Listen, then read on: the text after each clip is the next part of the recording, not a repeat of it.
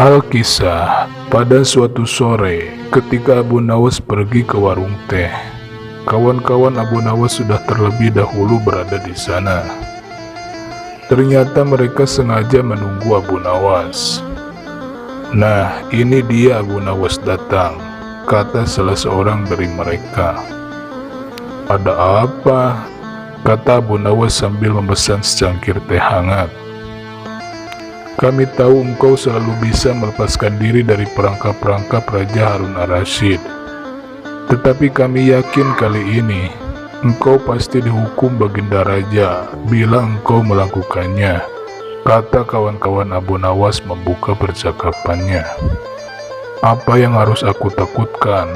Tidak ada sesuatu apapun yang perlu aku takuti kecuali Allah Subhanahu wa Ta'ala," kata Abu Nawas menentang kawannya itu. "Selama ini belum pernah ada seorang pun di negeri ini yang berani memantati Baginda Raja Harun ar-Rasyid. Bukankah begitu, wahai Abu Nawas?" tanya kawan Abu Nawas. "Tentu saja tidak ada yang berani melakukan hal itu, karena itu adalah pelecehan yang amat berat.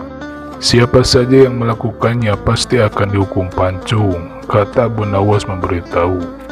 "Itulah yang ingin kami ketahui darimu.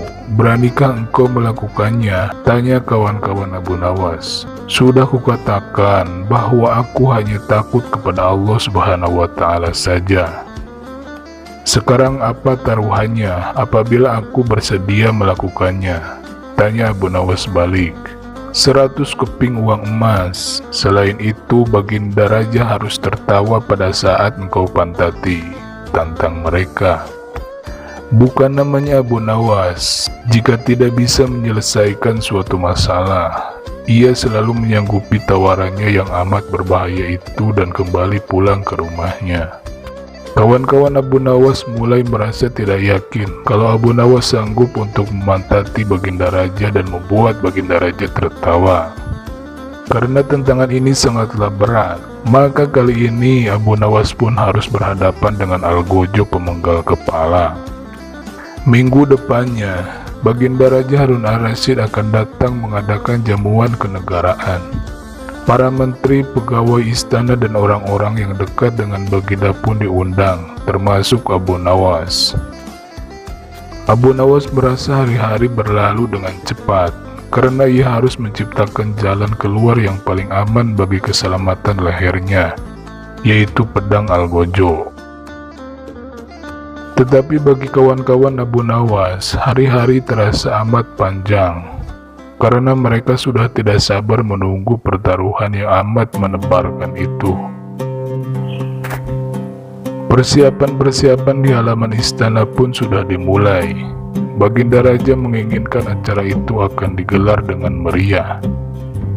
Baginda tidak ingin mengecewakan para tamunya, terkhusus untuk raja-raja dari negeri sahabat yang datang. Akhirnya hari yang dijanjikan pun telah tiba. Semua tamu sudah datang kecuali Abu Nawas. Kawan-kawan Abu Nawas yang menyaksikan dari jauh merasa kecewa karena Abu Nawas tidak hadir. Akan tetapi ternyata mereka keliru. Abu Nawas bukan tidak datang, tetapi hanya terlambat datang, sehingga Abu Nawas pun duduk di tempat yang paling belakang. Ceramah-ceramah yang mengesankan mulai disampaikan oleh para ahli pidato. Kemudian giliran Baginda Raja Harun ar-Rasyid menyampaikan pidatonya.